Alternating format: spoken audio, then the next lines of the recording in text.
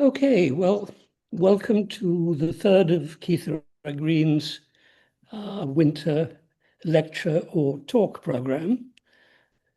And today we have with us Professors Kevin Morgan and also Dimitris Potoglou, his colleague and also his colleague geographically, since both of them teach at Cardiff University in the United Kingdom. Now, some of you will remember that last October, the municipality organized a sort of conference on the subject of tourism and the problems of tourism development on the island of Kythera. Now, many of the speakers were administrators or civil servants from various branches of Greek local governments. But there were also four distinguished people invited from overseas. And one of them was Kevin. And to my mind, his was possibly the most interesting, and I would definitely say the most useful in functional terms of the entire 2 days. His lecture didn't have the immediate effect that of another foreign colleague of his had, who woke up the local representatives of the administration by using the terms lesbianism and anarchy, and that was fun to see. But Kevin came up with a talk based on actual hands-on experience, in his experience in the Shetlands. And what he had to say was carefully considered, realistic, sensible, and actually applicable in a situation like ours. He suggested something that he'd worked with before, of an action plan which he called Smart Village Strategy. So on the basis of that lecture, I invited him to join us in this series of lectures in the winter by Zoom. And very happily, he suggested that he be joined by Professor Dimitris Potoglou, who is an expert on travel behavior and looking at the ways in which it can be better understood, modeled, and forecast. Now, the speakers will discuss various aspects of sustainable development in the context of what they call the green backlash. This refers to populist political opposition to green technologies and climate change regulations. This negative reaction makes it all the more important that policymakers make a greater effort to understand how and why citizens and consumers make the choices that they do. So I shall now hand over to our speakers, and they will basically be switching between the two of them. We will take questions and comments at the end so as not to interrupt the flow. So either at the end, please lift up your hand, or more usefully perhaps, send a message, and then we'll come up with a little list of who would like to speak.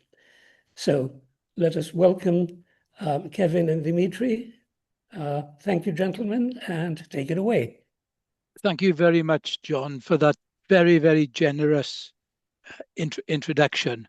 It's good to see you again. I thoroughly enjoyed my trip to Kythera and the discussions that we had about sustainable development on your very beautiful island. So I'm delighted to be able to join you with my good friend and colleague, Dimitris, who will, you know about my background, but I hand over to Dimitris simply to introduce himself. Dimitri. So thank you, Kevin, and thank you, John, for the invitation. Very happy to join you and share some insights. So yeah, my background is in environmental studies. I completed my first degree in Mytilene on Lesbos Island many, many years ago. And then through a long travel through Athens, back to Mytilene, Canada, the Netherlands, Cambridge, and now in Cardiff.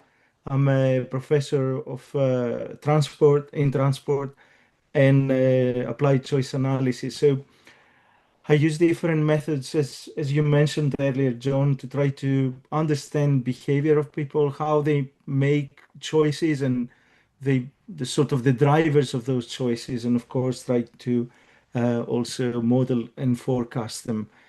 So hopefully I'll provide a little bit of insight later on. Thank you both. Yeah. Thank you, Dimitri. Dimitri, can we turn to the first slide, please? Of course. Yeah. So what we propose to do, John, is to address these issues. I'm going to speak very, very briefly to the first two issues about the green backlash and the key issues in the greening debate in Kythera. And then Dimitri will take over and address the other two issues, and then we'll conclude very briefly together. And we'll try and conclude with enough time so that we have plenty of time for discussions. Next slide, please, Dimitri. So this is simply a slide to try to illustrate one of the biggest changes that has happened, that was happening when we last spoke in October. But it's a development that's gained more momentum over the last few months. And we simply show two images of the green backlash. The most important of all is the recent decision by the Environmental Protection Agency in the United States to abolish the fundamental regulation which allowed the EPA to regulate all greenhouse gas emissions in the US. It was called the endangerment finding. The finding under the Obama administration, which found that greenhouse gases was harmful to human health and ecological integrity. And the abolition of this was announced recently by President Trump, who said that it's the greatest example of deregulation in the entire history of the United States. And I think for once he's probably right. It is an incredibly important deregulation. On the right is simply an image from the UK, because one of the great targets, the main targets of the green backlash has been against not so much wind farms per se, but about industrial scale wind farms, which you have a lot of experience with in Kythera, because one such farm was proposed. And I don't know what the latest development is, but you'll know all about that issue. What is the implication of the green backlash? We think that one of the main implications is it shows the need for all of us who believe in sustainable development. It underlines the importance of winning the hearts and minds of our fellow citizens, and it makes it more important to make sustainable choices the simple and easy choices. And this is one of the reasons why I invited Dimitris to join me, because he is an international expert on choice architecture, which we'll come on to in a moment. The next slide, please, Dimitri.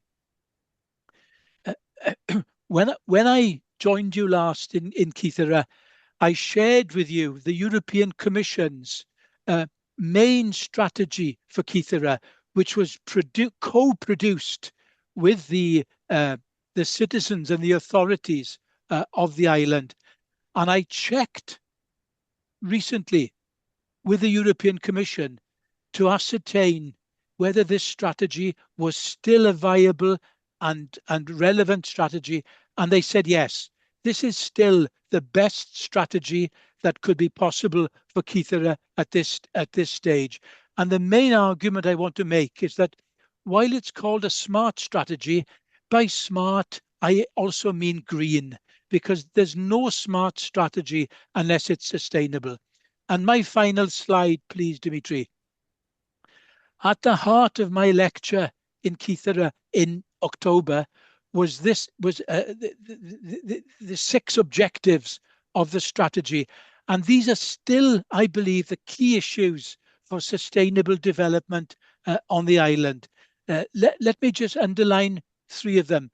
Objective 2, in terms of thinking about how to promote more sustainable produce from the island, in terms of labeling and emphasizing the provenance, the high quality of the produce of the island, particularly olive oil and honey.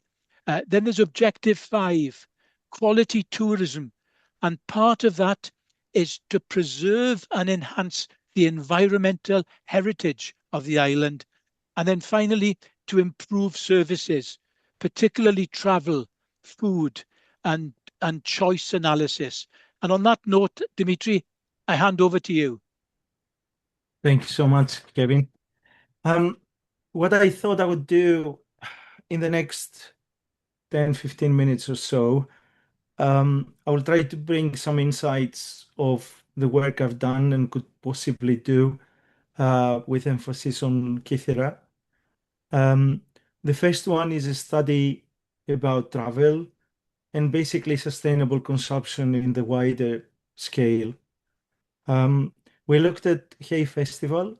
Hay Festival is a festival of literature and arts, about an hour and a half away from Cardiff, about 1 hour from Hereford. Usually takes place at the end of May. It hosts about 800 different events. It's a small village, but it attracts about 100,000 visitors. And of course, the key challenge there is that we had something, and we still have, I think, about 98% of travelers traveling by car. The festival at the time, that was some 10 years ago when we did this study, we're keen to really understand what underlines people's choices, why they travel the way they do, and what could be done in terms of identifying potential areas of improvement within what we call here being feasible and also challenging. So following the festival in 2015, during the summer, we conducted about 35 interviews with previous visitors in collaboration with the organizer. And basically, we tried to identify sort of 3 topics, 3 areas of inquiry. The first one is how they traveled to the festival, what were the underlying reasons for doing so, what kind of accommodation they sought, and what are the different reasons leading on to those decisions. We also asked them about their previous experience, whether they visited the festival before, and what sort of facilitators, what they would like to see in terms of change, and how that would help them make more sustainable decisions. So that was a purely qualitative study, giving people space and time to express themselves without confining their answers into yes or no, maybe, most likely or less likely answers.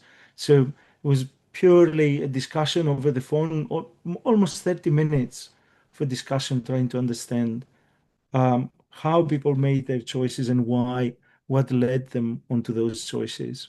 So following the analysis of those interviews, we sort of, as I mentioned earlier, we classified the barriers into those being feasible for change and those being challenging.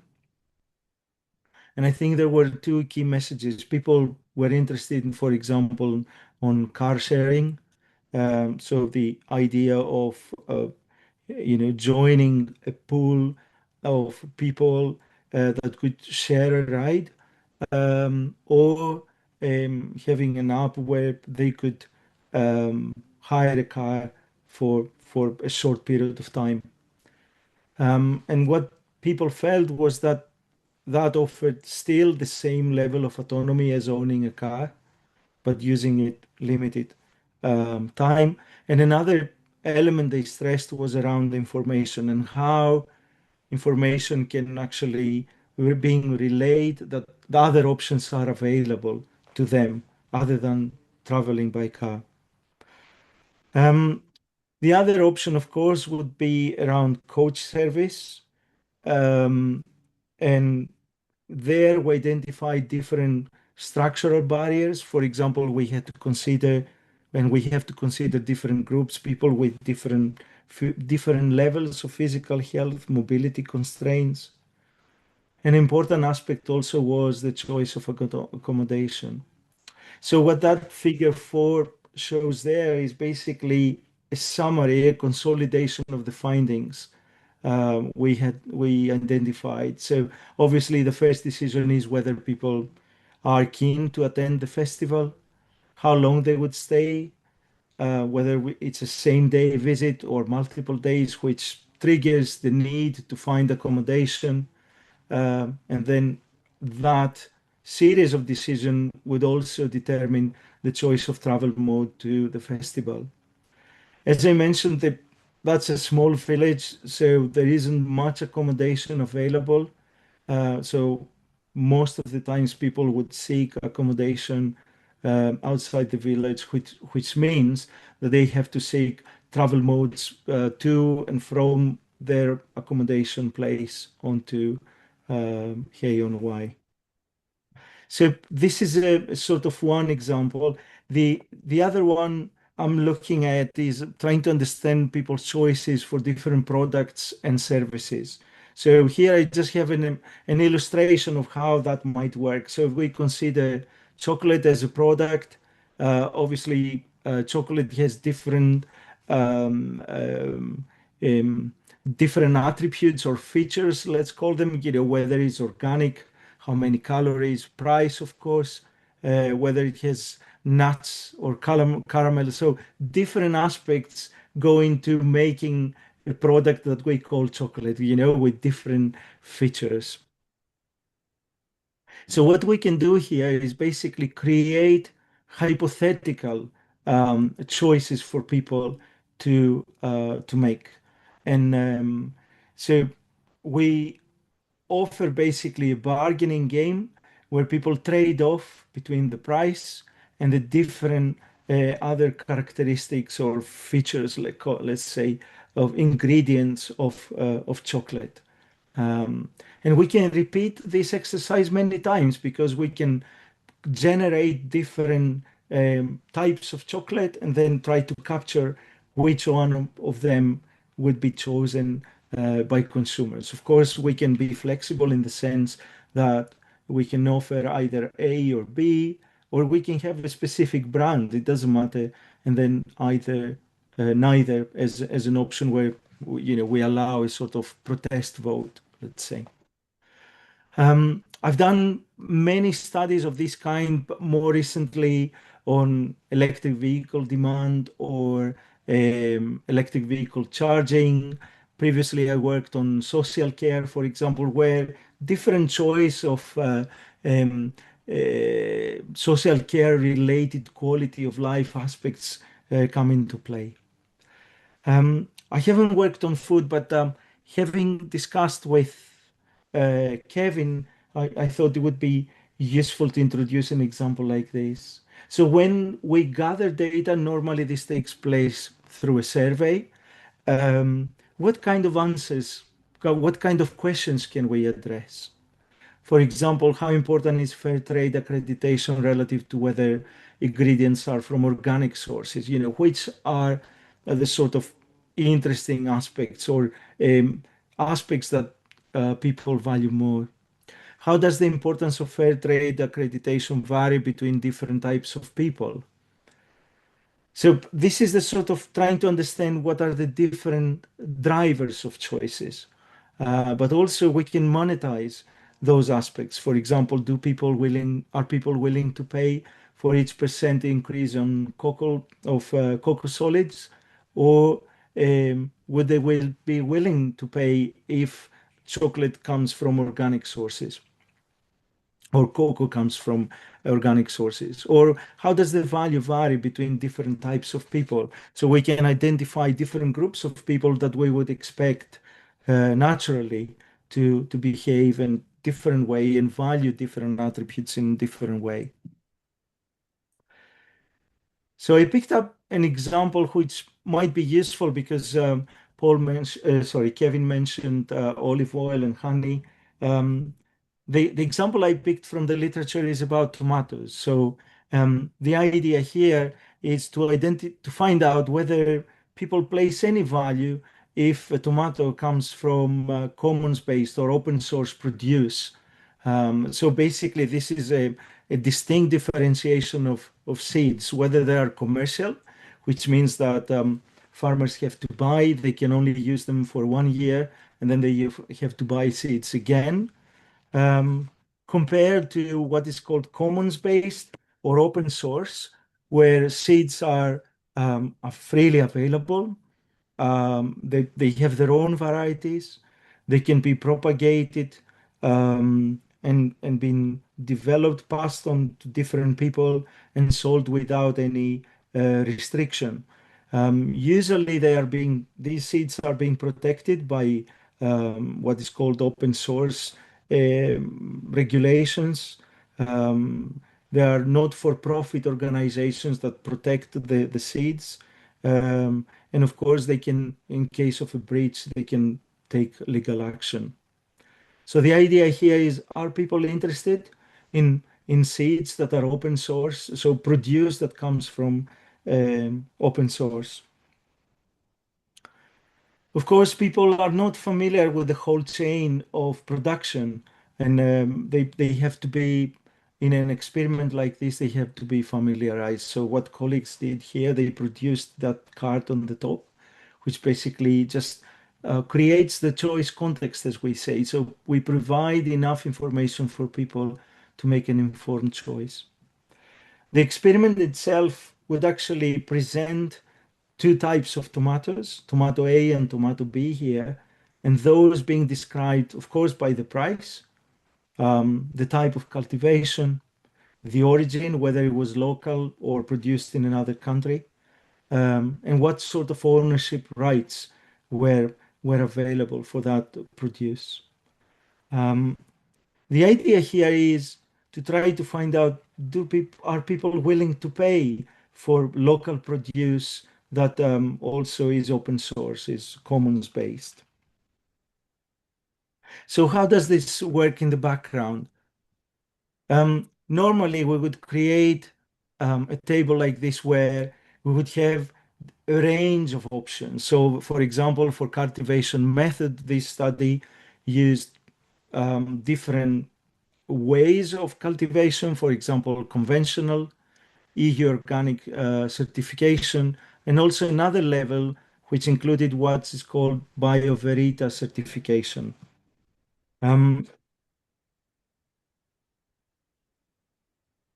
So the BioVerita certification is a certain certification about seeds and varieties that have been developed and multiplied under organic conditions. Also, the origin could be local, and I forgot to mention that this study was undertaken in Germany. So local here meant that tomatoes were produced in Germany, or well, local in the area, so to speak, but then Germany, Spain, Morocco, and so on. The reason they included those countries is Spain is the largest supplier of tomatoes in European supplier of tomatoes in Germany, and Morocco is the largest non-EU supplier of tomatoes. Of course, they introduced the two varieties here, two ownership rights. So it could be private variety or open source or the commons variety. And of course, a range of prices which reflected the sort of the current market, so to speak.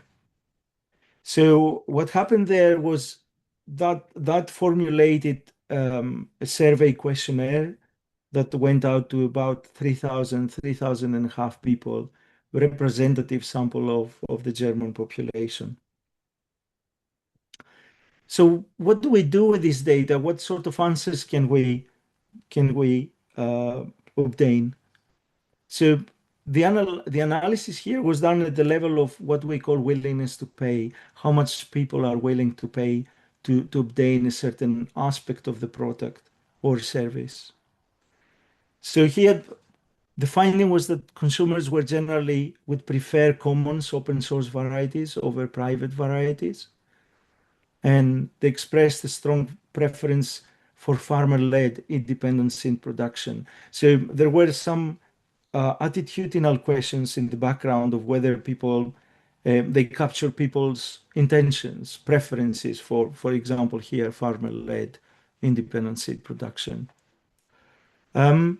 They also found out that their willingness to pay, like the price people were willing to pay for open source varieties, were less compared to, for example, the regional, the origin, the production country or place.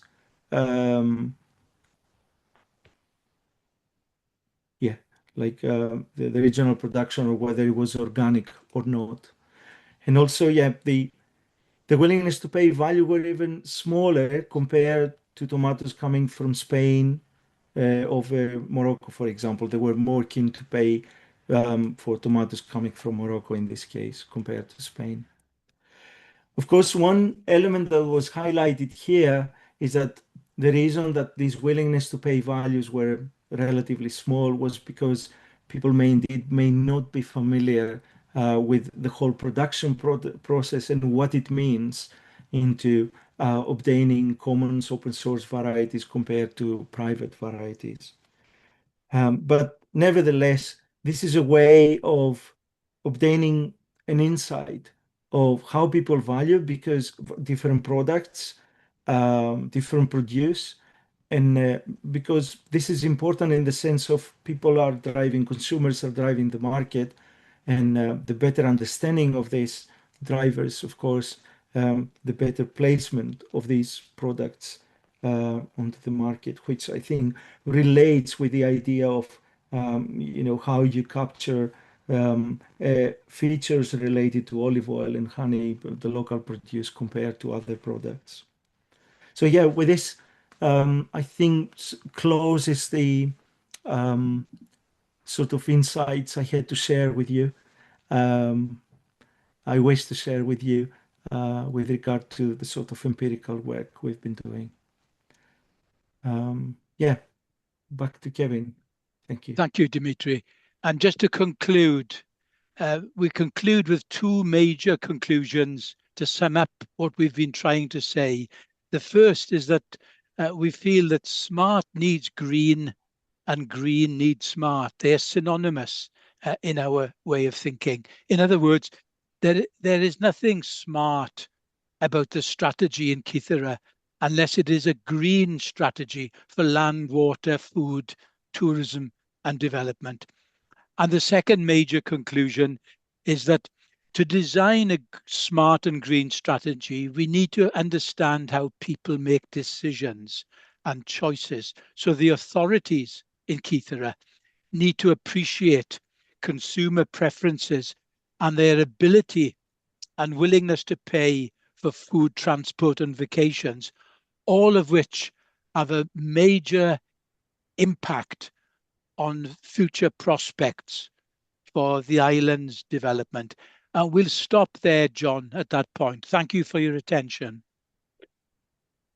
Thank you very much. Thank you both for that. Before I throw it open, I'd like to take you up on a few points. You mentioned early on, and under key issues, the hay on Y paradigm. In other words, the value of culture. I don't think there's any quarrel with that. We've seen how many places in the world actually sustain a quality industry based on culture.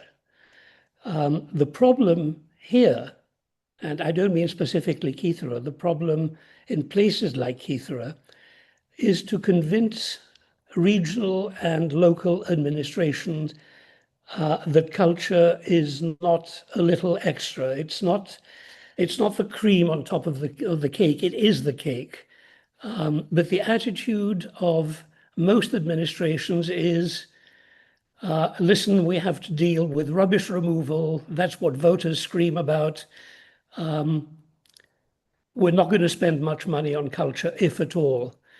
I'm not quite sure what the answer to that dilemma is, other than proving to the regional and local administrations that spending money on culture isn't wasted money. It's not something to occupy the pointy-headed intellectuals or would-be artists. It's actually a source of solid revenue. And it's certainly something that is particularly problematic on Kythera, I would say. We have among the audience the previous mayor of Kythera, who actually was quite deeply involved within the financial limitations of a rather poor municipality, who did recognize the value of culture and made efforts to promote it. Generally, this continues to be a problem. It continues to be an open issue. The other thing I picked up on the key issues was your reference to to quality tourism. There's a problem there. And I don't want to take a rhetorical stance saying we don't want lots of rich people here for all kinds of moral and political reasons. There's a much more serious issue, which is, I think, essentially one of control. A small place like Kythera, any equivalent island, that starts depending very heavily on quality tourism is to some extent offering hostages to fortune. Because quality tourism means essentially, particularly when you're talking about people settling on the island, essentially means very, very rich people. And we already have an influx of very, very rich people in the last 3 or 4 years. And they're all perfectly charming.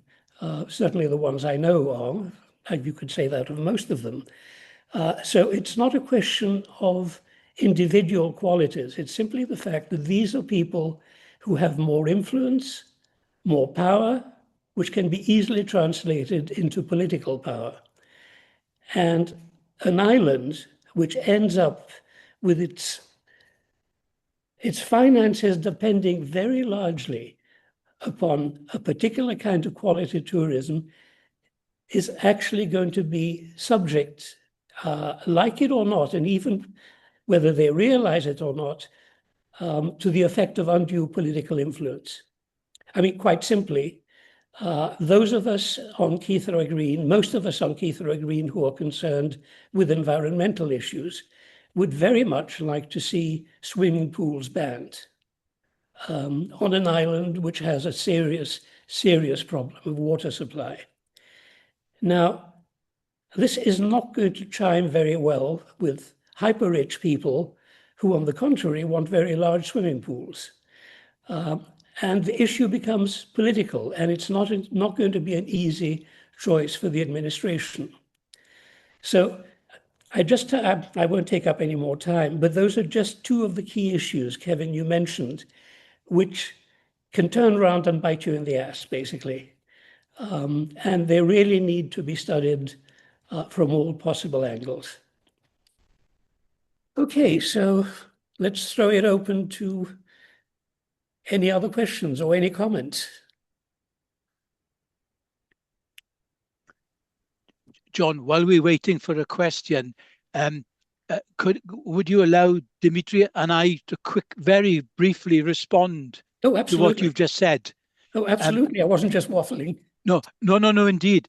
I'll address your second point, and maybe Dimitri can very briefly address your first point. Just to clarify.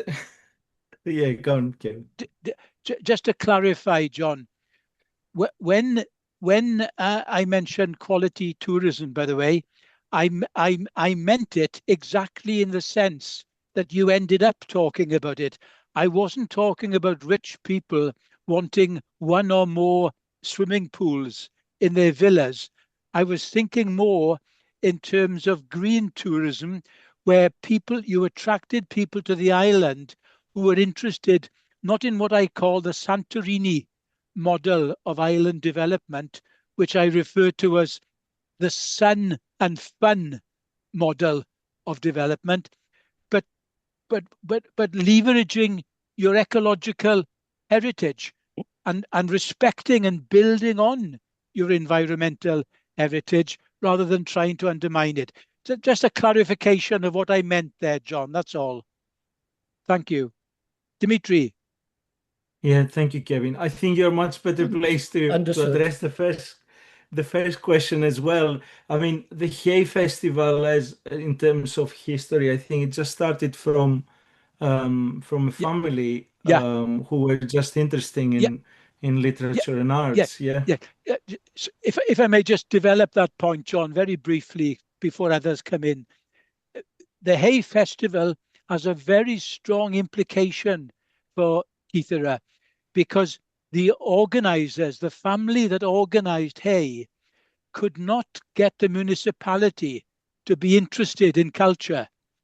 And until the local authority could, how can I say, develop a more refined sensibility to what matters in life, these people, civil society, organized itself to demonstrate that culture could attract people, and that then interested the municipality, because the municipality views the world in terms of what they call footfall. And then they got interested in it. But the initiative came, as Dimitris says, from a family, and it was a civil society initiative, not a municipal political initiative. Sorry to take up so much time, John.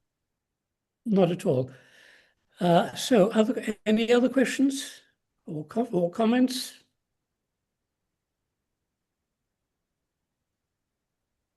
I would like to say something. I think basically the problem is educating the local people, not just the municipality. The local people have to be aware of the importance of sustainability. I can go back decades. My husband, and particularly my son, quite a few of you know my son, who is an avid exponent of ecological agriculture, and the difficulties in convincing people and that they should follow, that Kythera should have been declared a green island many, many years ago.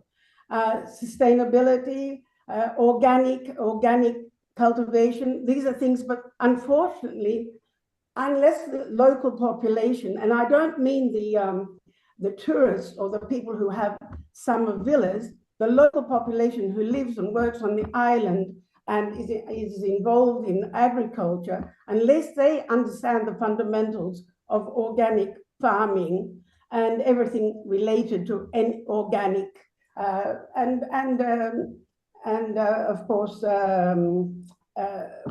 wind farms or renewable forms of energy, anything like that, if they aren't educated or do not understand the fundamentals of these principles, you're not really going to get very far. And I think that's where the emphasis should be, educating the local people who live there 12 months of the year on the island. We agree, Helen. We agree. That's why we try to emphasize that one of the implications of our analysis of the green backlash was the most important implication was to win the hearts and minds of fellow citizens to a course of action which is sustainable. So we agree with you. Because we've tried and tested it, my family in particular, we know it's very, very difficult. It's very, very difficult to get the support that you need to get ahead in trying to create a green Kythera. And Kythera Green, and very good for them, are trying to do this. But Kythera Green is made up mainly of foreign people and not local people. It's the local people that have to be actually brought into all this, and if we are going to see any changes on the island. And there are also some other factors that I'd like to bring that make things difficult for Kythera.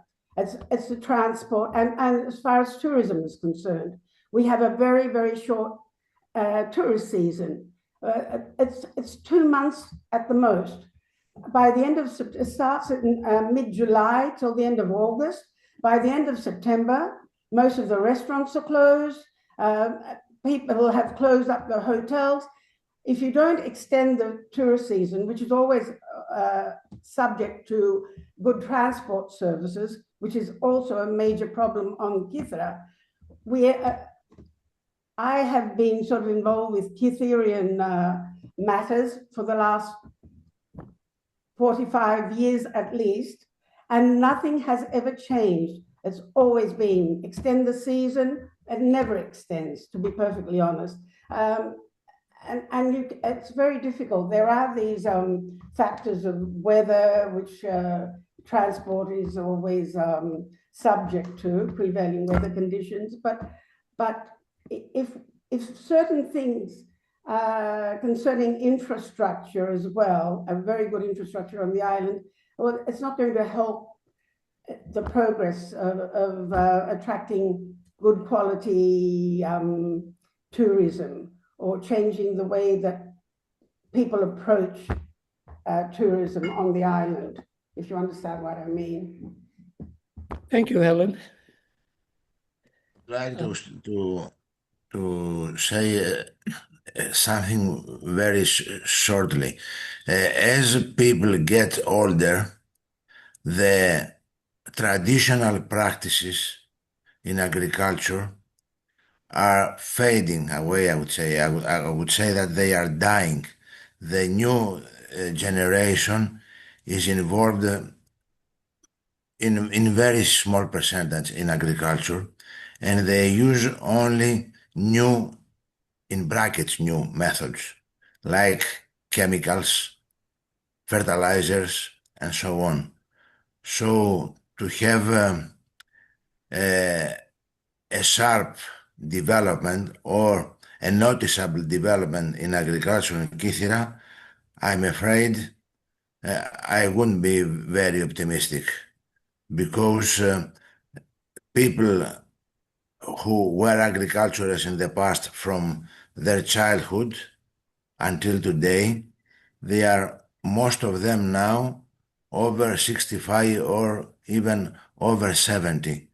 So the new generation involved in agriculture is perhaps less and less and less. So I cannot see any future in ecological agriculture in Kythera.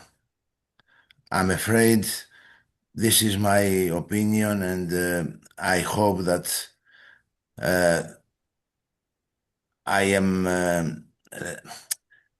not so pessimistic.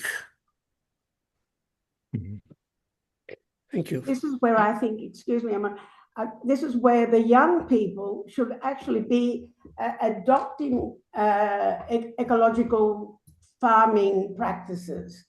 They should be educated, the younger people, into adopting these farming, instead of using chemicals and fertilizers that are not organic. It's all a matter of education, basically. I would agree, Helen, with you, but how many new people, young people are involved in agriculture in Kythera? How many? You're quite right. Very few. Very few, extremely few. It's hard work. There's very little avenue for young people to move into the industry, given that there are very few places for accommodation here. and there's very few incentives for them to as well. So, But John, there's a young person with his hand up. Yes, I see him. Dimitri, I've unmuted you, so please go ahead. Thank you very much. I'm afraid I am even more pessimistic than Mr. Koukoulis on the subject, and I'll explain why. It is not something unique to Kythera. Indeed, we ourselves happen to be young people who have moved to Kythera by choice and who love anything related to trees, plants, vegetables, and so on. But that is a far cry from farming. Farming, meaning making the majority of your income, or at least devoting the majority of your work hours in working the land with the goal of selling, in the West, it doesn't make much sense. In the US, in most of the European countries, and in Australia, the majority of farm workers, whether that be owners of the land or people working the land for others, they make most of their income, if not all of it, either from the subsidies they get for farming, not from the actual sale of their produce. Because if you remove their expenses, actually they break even most of the time. And then there might be subsidies, might be. And actually the majority of their income is from off-farm work, from doing other things. So farming in itself, by itself, really doesn't pay in the West. It would be lovely if it still did, but it doesn't. And it hasn't been doing that for more than a century, which explains why Kythera has been deserted much like many other places. People were farming here. That is how they made their livelihood, and they were experts at it. But these are marginal lands. They're difficult lands. They have lots of problems. They have wind. They have bad soils. And outside of that, even Greek areas with higher quality fertile soils that are suitable for farming are also struggling with this. And it's not just Greece. It's most Western countries. It doesn't make much sense today, unfortunately. So farming as a business, the primary sector in general as a business, it doesn't sound like a good proposition to any young person, and I think to any person in general. Most people don't dream of the meager income that farming produces, even if they are convinced that organic farming is the way to go, like we are, or even beyond organic. It's still, people would rather have other jobs outside of that in the secondary or even more in the third sector of the economy in services, which is why most rural communities tend to look towards tourism and services and food and restaurants as money makers as opposed to farming. This is my understanding. It's not a question. It's my understanding of it and my sad conclusion, I would say. And I would love to hear alternative proposals for this beautiful island. John, may I respond very quickly? Please. Dimitris, I don't think I would disagree with a single thing that you've said there, but Dimitri and I weren't proposing a mass return to the land in Kythera. And if you thought I was saying that, I apologize for not making myself clear. But to take your final point, that why islands like Kythera depend on tourism is clear. But a smart green strategy then would use tourism to leverage other value-added products.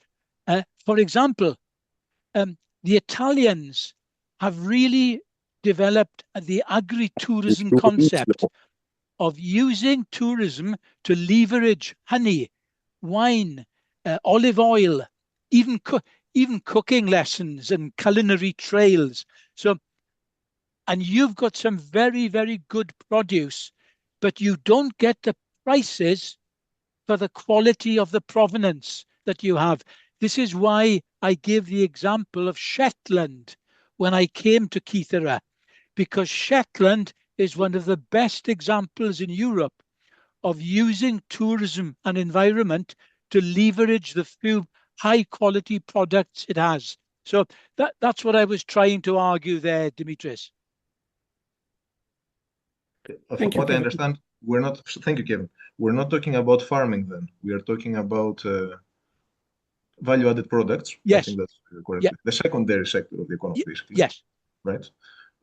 Which I completely agree with. That's an excellent proposition. And in fact, the only people who I know that manage to make a living off of a real living, like actual money, from selling olive oil, for example, are the people who themselves package it and who themselves market it. If you do the whole thing, yes, okay, now we're talking about a very interesting business. And if you include tourism and agritourism in that, of course it explodes. But you need to do all of that, and not a lot of people are made. Let's say, to do that. You need vertical integration to Yes. make viability. If you're just growing olive trees, then I'm afraid you won't be one of the beneficiaries of that. I think we're talking about the same thing here, Dimitris. We fully agree, yes. Kevin, there's one detail about the situation on Kythera, which is slightly chicken and egg. One reason why we don't have young people involved in even the more lucrative aspects of tourism, agri-tourism, is quite simply that this is an island of old people. Because there are no opportunities, young Kytherians go away usually at the first opportunity. So it turns into a vicious cycle. What Kythera needs, to my mind, and I think others have agreed, is not only something that will attract and keep local young people, but also something that will attract young people from the rest of Greece, or indeed the rest of Europe, to come here, not just on holiday, but to come here and get involved in some lucrative operations such as agribusiness.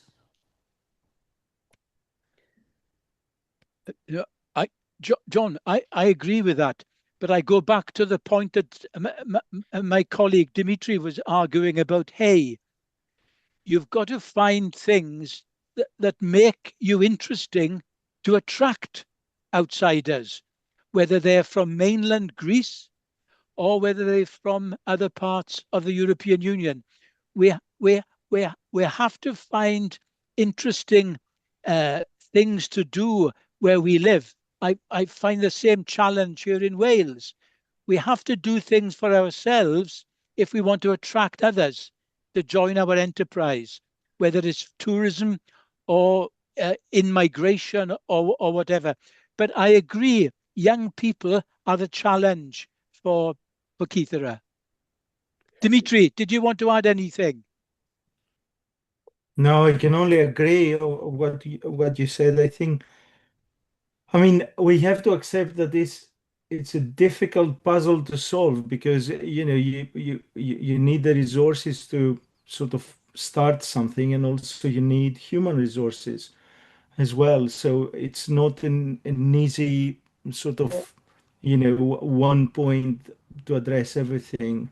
But yeah, you have to start from something, and what you mentioned, about attracting outsiders is an important aspect. I think, for Greece, I mean, I've been away now 25 years or so, but from what I read, at least, the demographic is the aging of people in Greece is a big challenge to address. And of course, the overpopulation of Athens and other urban centers. I think the same happens in the UK as well, of how at some point I always sort of remember the 80s, the 80s narrative, which was about apokendrosis, moving people outside urban centers and giving them incentives to do so. And this kind of discussion has been lost the last 30, 40 years now. So, yeah. Okay, we're approaching an hour, so can I ask if there's any other comments or questions from anybody who hasn't spoken yet?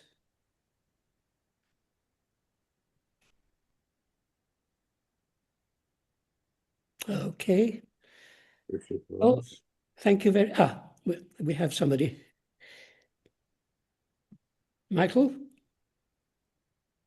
No, I mentioned no questions from us. I mean, it all makes sense, but it does boil down to individual initiatives.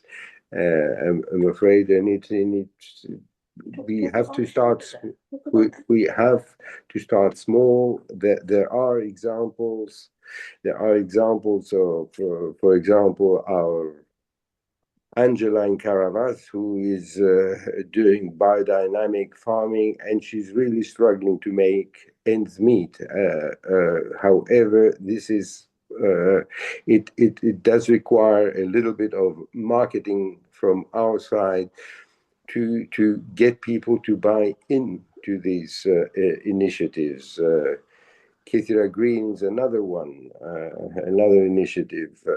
But again, getting buy-in requires individual effort from all of us. The guidelines given, I think we've been very much richer in. We are now much richer in ideas after the talk. And we know that it has to happen. We have to extend the season. We have to do things like Pyrgos House is another excellent example of extending the season beyond the July-August mayhem. So practically initiatives like these need our support and our individual marketing. Thank you, Michael. Okay, last chance. Would anybody like to make a comment or ask a question? Well, thank you very much, John. Well, thank you for joining us and for your valuable input. And we're going to make sure that lots more people actually get a chance to hear you when we put this this talk of yours online. Okay. And thank you very much for those of you who decided not to attend the last night of Carnival, but joined us here. Okay. Thank you, John, and good luck to you all. Bye-bye now. Thank you. Thank you. Bye-bye. Thank you very much. Bye. Bye-bye. Thank you so much. Bye. Thank you very much all, and καλή καθαρή Δευτέρα.